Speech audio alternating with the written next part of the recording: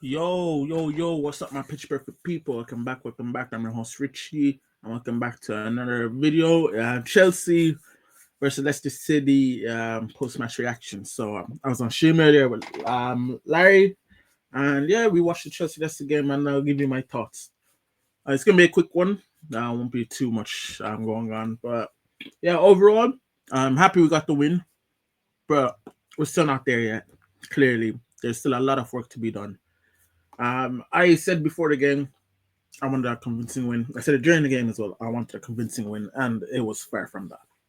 It was very, very, very far from that. Especially because we have Arsenal next, and then we head into an international break. So a convincing win would have sent the fans into the Arsenal game with a bit more optimism. Would have been good vibes and whatever. But you know what? We just have to take it. Win against Southampton, win against Copenhagen, and a win against Leicester. Another win against Copenhagen, that's 400 bounce. And if we get a win against Arsenal or even a point, we can go into the international break relatively happy, as we are now back into the top four. 2 points behind Nottingham Forest and three ahead of Manchester City. So, you know what? We just have to take what we can get, really.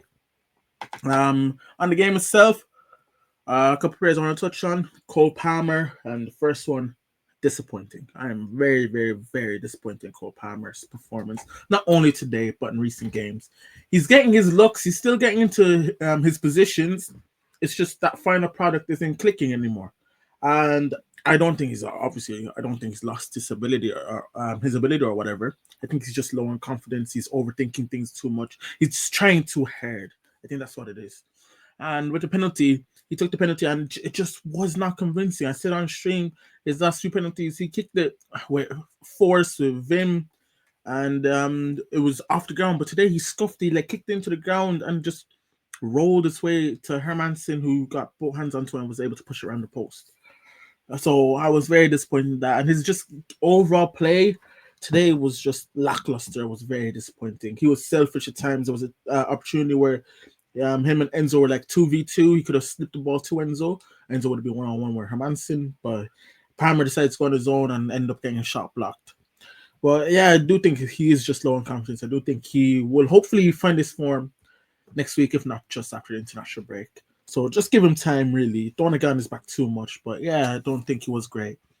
And Moses Caicedo, he was mine and Larry's man of the match today. He was all over the pitch. I was praying that he didn't get yellow card today, because if he did, he would have missed both Arsenal and Tottenham.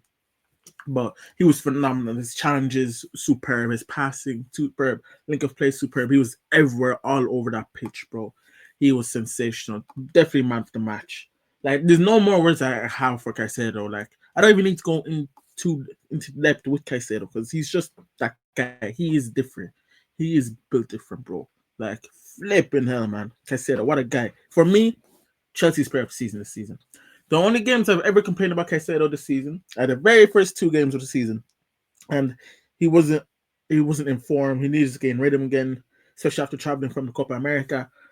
But apart from that, every single game he's given us at least a 7 out of 10. He's by far been our most consistent performer and our best performer. And him alongside Enzo Fernandez, we've been wondering, can these two work?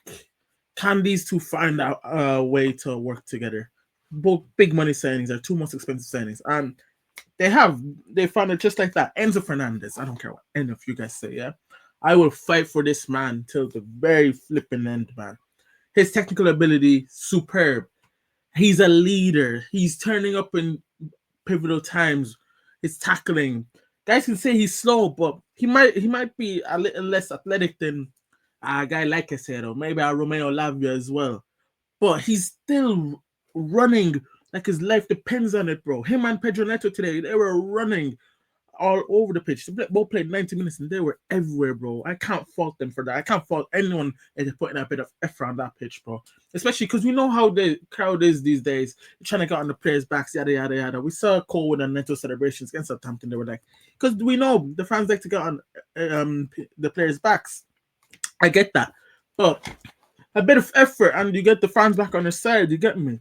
So Neto and Enzo fighting for their lives like that, I cannot fault them for that. And I think Enzo had a very, very good game today.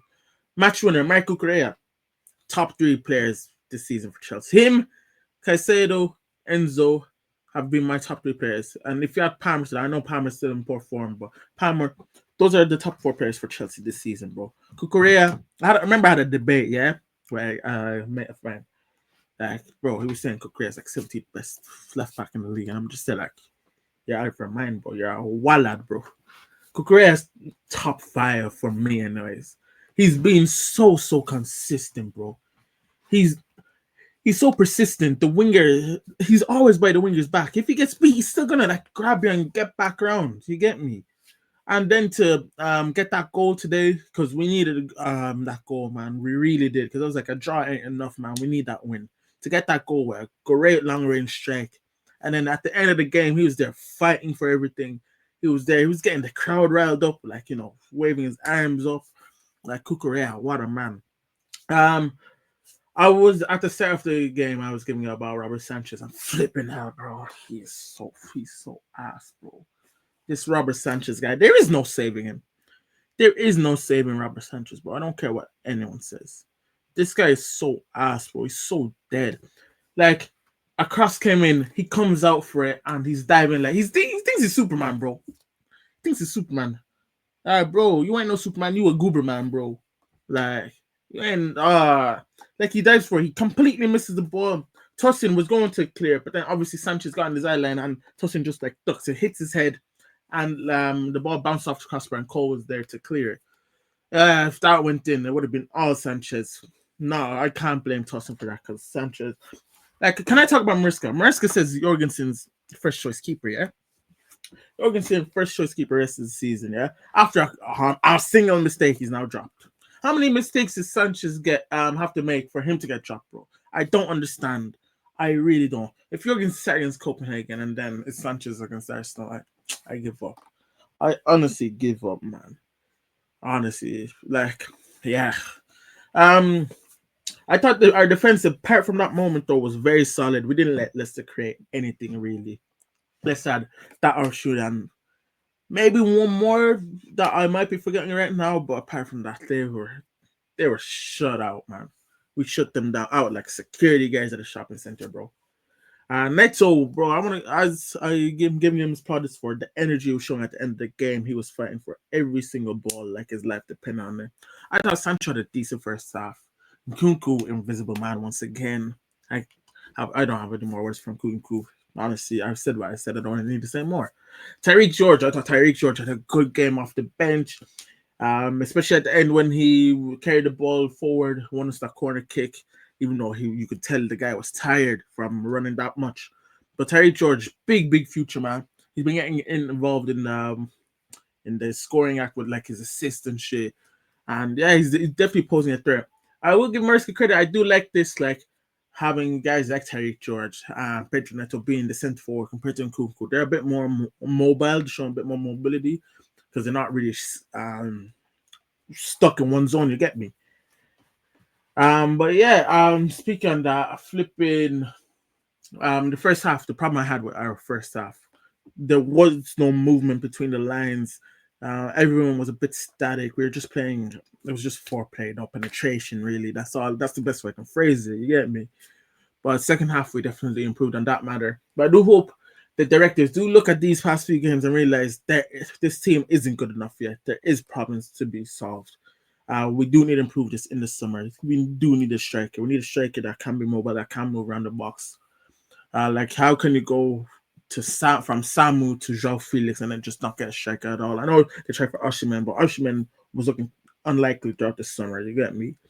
But yeah, hopefully they do look out during the summer transfer window. But overall, happy we take the 3 points. I know it wasn't convincing, but we just take what we can get, really. Now we move on to Copenhagen on Thursday and Arsenal just before the international break next Sunday. But yeah, I do hope you did enjoy this quick post-match reaction. Make sure you do like, comment, subscribe. Make sure you follow the socials, the TikTok, the Instagram, and the Twitter. Make sure you do tune into Lawrence and Joyce's videos. Make sure you do tune into live streams. I know we're not doing football talk anymore recently. That's because work and college commitments have just taken over each and every one of our lives.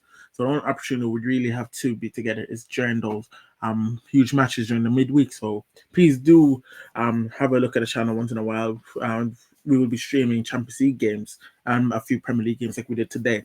But as I said, I do appreciate each and every one of you that does tune into the video and do tune into the live streams. But thank you everyone for watching. And until then, my people, take care. Peace. Love.